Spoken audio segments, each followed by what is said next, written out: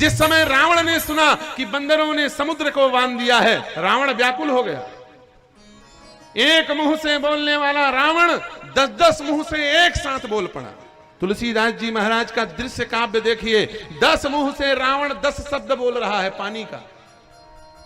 एक ही शब्द को बार बार बोलना पुनरुक्ति दोष कहा जाता है। अलग अलग शब्दों का प्रयोग करना चाहिए, तब वो शुद्ध वाणी मानी जाएगी। जबान को बदल बदल के प्रयोग करना चाहिए। ऐसा नहीं एक बार जो कह दिया उसी को बोलते रहे। एक गांव में हम पहुंचे 10 साल पहले, वो ठाकुर साहब कथा कराते थे। कितना उम्र है ठाकुर साहब? बोले 50 साल। 5 साल बाद फिर पहुंचे।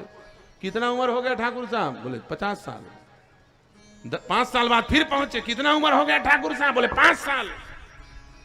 हमने कहा 10 साल पहले आए थे तब 50 साल, 5 साल पहले आए थे तब 50 साल, अब 5 साल बाद फिर पहुंच रहे हैं तो 50 साल। ये 50 साल से आगे कांटा बढ़ नहीं रहा है।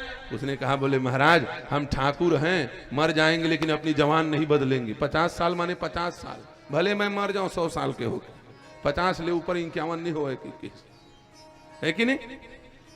पुनरुक्ति दोष, वाणी का बार बार प्रयोग नहीं करना चाहिए, उसको बदल करके प्रयोग करना चाहिए। रावण व्याकुल हो गया और 10 मुंह से रावण ने पानी के 10 नाम लिए, समुद्र के 10 नाम लिए। बांध्यो बन निधि नीर निधि, जलधि सिंधु बारिश, सत्य तोय निधि कंपधि, उदधि पयोधि नदीश। बांध्यो बन निधि नीर निधि, जलधि सिंधु बारिश, तोय निधि कंपधि, उदधि पयोधि नदीश। 10 नाम है समुद्र के। एक बार में तुलसीदास जी महाराज ने एक जगह 10-10 नाम लिख दिए एक ही वस्तु के। अब वो लिख पाएंगे? पहली तो एक ले दू होक देखा, तब 10 ले बोलबे। अंग्रेजी में कोई ज्यादा विकल्प नहीं। यह है हमारी मातृभाषा, यह है हमारी बोली, जहां पर एक वस्तु को 10 नामों से पुकारा जाए। कुआं से निकला तो वही पानी हो गया, और नदी में बहे तो वही जल हो गया, ऊपर से गिरा तो वही बारी और बारिश हो गया, और समुद्र पहुंच गया तो वही जल नीर हो गया। समझ में आई कि नहीं बात? यह है हिंदी व्याकरण, यह है हिंदी शब्दकोश। केवट कहता है, बोले फिर से नई गंगा निकालूंगा। पानी लेकर के आया, अल्लाह करके चरण धोने लगा, और अकेले नहीं आया, पूरे परिवार को लेके आया। राम जी ने कहा पानी लेने गए थे, 2 मिनट में आ जाते। बोले महाराज अकेले अकेले पैर धोऊंगा, सच बताइए मेरे बेटे लोग क्या कहेंगे? बोले इनके सामने भगवान आए, अकेले इन्होंने प्रणाम कर लिया, हमको नहीं करने दिया। पत्नी छोड़ के भाग जाएगी, बोलेगी शादी के समय कहा था कि पूजा पाठ में सहयोग करूंगा, एक साथ रहेंगे, अब अकेले अकेले भगवान से अपना काम करा लिया। पत्नी छोड़ के भाग जाएगी, गांव वाले जात बाहर कर देंगे। बोले केवट को भगवान मिला, हमको नहीं बताया, हमारा हुक्का पानी बंद हो जाएगा। अब बोले महाराज मेरे पुरखा, जिनके ऊपर रोज मैं जल चढ़ाता हूं, तर्पण करता हूं, वो पुरखा भी तो देख रहे हैं। इन सबको समेट के लाया, इसलिए 1 घंटा लग गया मुझको सबको इकट्ठा करने में। राम जी ने कहा बस जल्दी करो, शाम हो गया, अब गंगा पार करना है। सब लोग घड़ी देखना शुरू कर दिए, भैया जल्दी गंगा पार कराओ, अटकाए मत रखो इस तरफ। केवट ने कहा बस हो गया।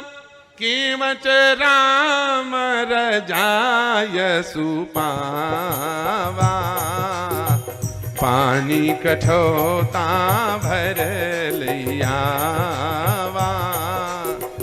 अति आनंद उमगी अनुरागा, अति आनंद उमगी अनुरागा। चरण सरोज पखारन लागा, चरण सरोज पखारन लागा। अति आनंद उमगी अनुरागा, अति आनंद उमगी अनुरागा। चरण सरोज पखारन लगा, चरण धोया है, और चरण धो करके राम जी को नाव में बिठाया, और नाव में बिठा करके केवट नाव चलाने लगा। बड़े खुश होकर के तेज तेज नाव चला रहा था। बीच में गंगा जी में एक भंवर मिल गया। और भंवर में जैसे नाव पहुंची, नाव को पार कराना छोड़ के पतवार को रख दिया और वही नाव में लेट गया, चारों कान दुपट्टा। लक्ष्मण जी ने कहा आप मरे। जहां पर ड्राइवर को गाड़ी चलाना चाहिए था, आंख खोल करके वहीं स्टीयरिंग छोड़ दिया, बंटाधार हो जाएगा। बीच भंवर में नाव फंसी है, ये केवट कर क्या रहा है? केवट कुछ ना बोले। एक बार नाव घूमा, 2 बार नाव घूमा, 3 बार नाव घूमा, 4 बार नाव घूमा। अब तो लक्ष्मण जी का दिमाग गड़बड़ाया। लक्ष्मण जी ने कहा केवट क्या करना चाहते हो? मरवाना चाहते हो? इसीलिए नाव में चढ़ावाए हो नहा धोला के?